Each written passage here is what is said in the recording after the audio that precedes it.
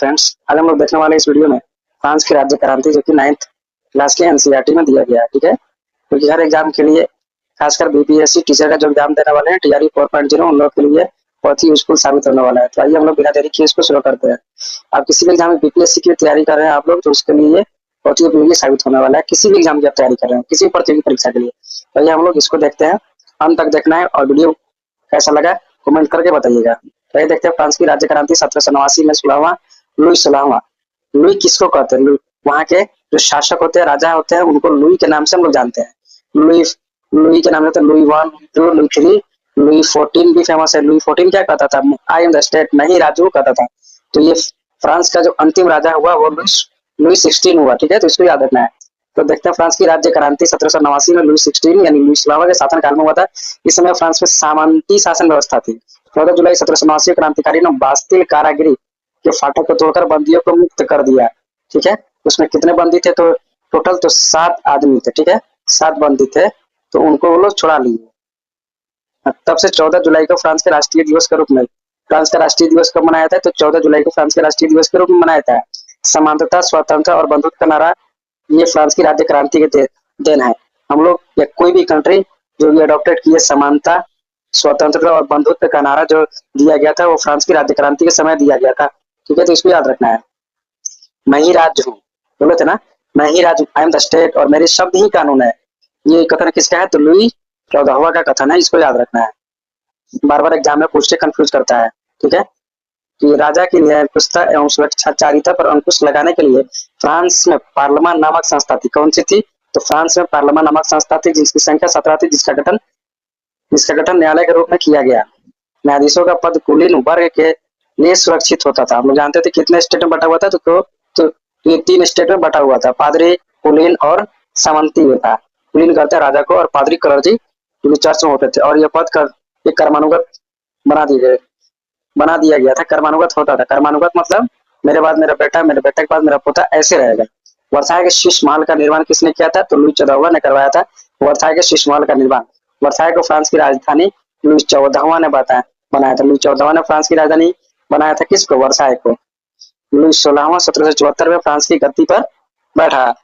Louis जो 16वां तो बुर्बो राजवंश से वो ताल्लुक रखता था। ठीक है, लुई 16वां की पत्नी मेरी एंटोनेट ऑस्ट्रिया की राजकुमारी थी। ये भी प्रश्न पूछते हैं बार बार। जब लुई 16वां की शादी हुई तो या फ्रांस की राज्य गद्दी पर बैठा तो उसकी उम्र कितनी थी? तो 20 साल थी। ठीक है, इसको याद रखना। राष्ट्र की समाधि वर्साय का भड़कीला राज दरबार था। लुई 16वां को देशद्रोह के अपराध में फांसी दिया गया। लुई 16वां को देशद्रोह के अपराध में लुई 16वां को और उसकी पत्नी दोनों को फांसी दिया गया। देशद्रोह के आरोप में उन दोनों को फांसी दे दिया गया। अब देखते हैं हम लोग टाइल।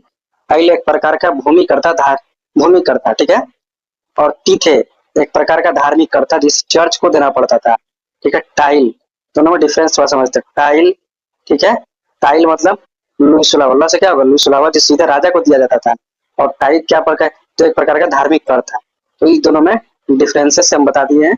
ठीक है, फ्रांसीसी क्रांति में वोल्टेयर, मोंटेस्क्यू, रूसो ने सर्वाधिक योगदान दिया। किसने? मोंटेस्क्यू, रूसो ने किया और वोल्टेयर ने महत्वपूर्ण योगदान दिया था।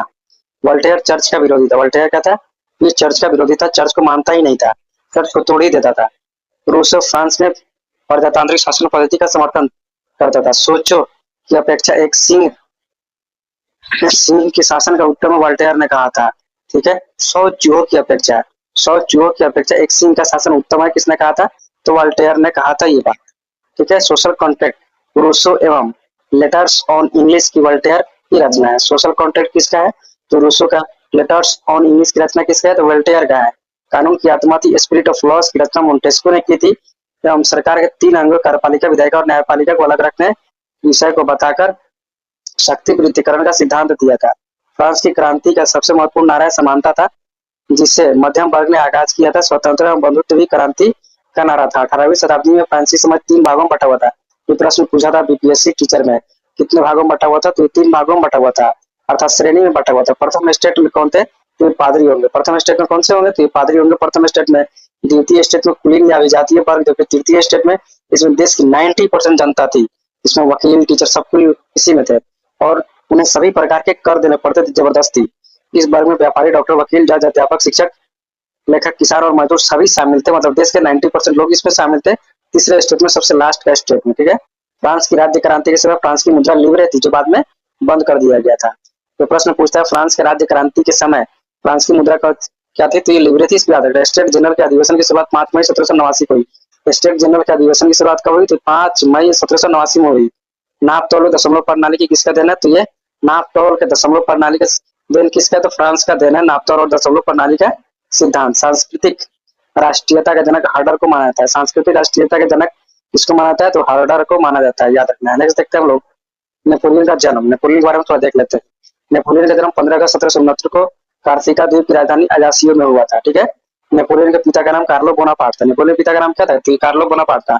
नेपोलियन ने ब्रिटेन के सैनिक अकादमी से शिक्षा प्राप्त किया था। सैनिक अकेडमी से इन्होंने शिक्षा प्राप्त किया था, एजुकेशन प्राप्त किया था।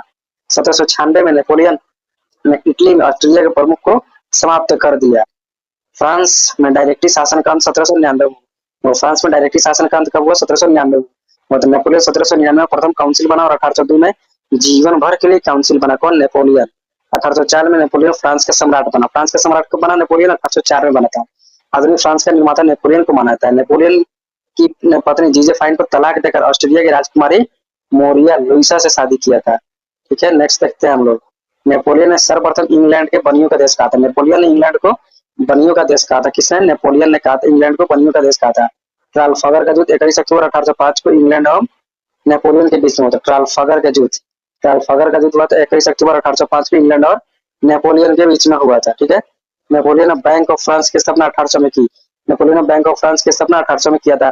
नेपोलियन ने कानून का संग्रह तैयार करवाया, जिसे नेपोलियन कोड कहा जाता है। नेपोलियन कोड कहा जाता है, ठीक है, इसको याद रखना है। नेपोलियन को नील नदी के युद्ध में अंग्रेजों ने अंग्रेजी जहाज बेड़ो के नायक नेल्सन के हाथों बुरी तरह पराजित होना पड़ा।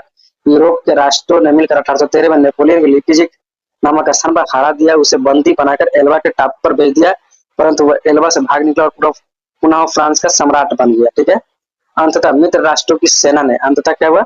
मित्र राष्ट्र की सेना ने नेपोलियन को 18 जून 1815 को वाटरलू के युद्ध में, ये प्रश्न पूछता है, वाटरलू का युद्ध किस किस के बीच में हुआ था? तो नेपोलियन और अंग्रेजों के बीच में हुआ था, ठीक है।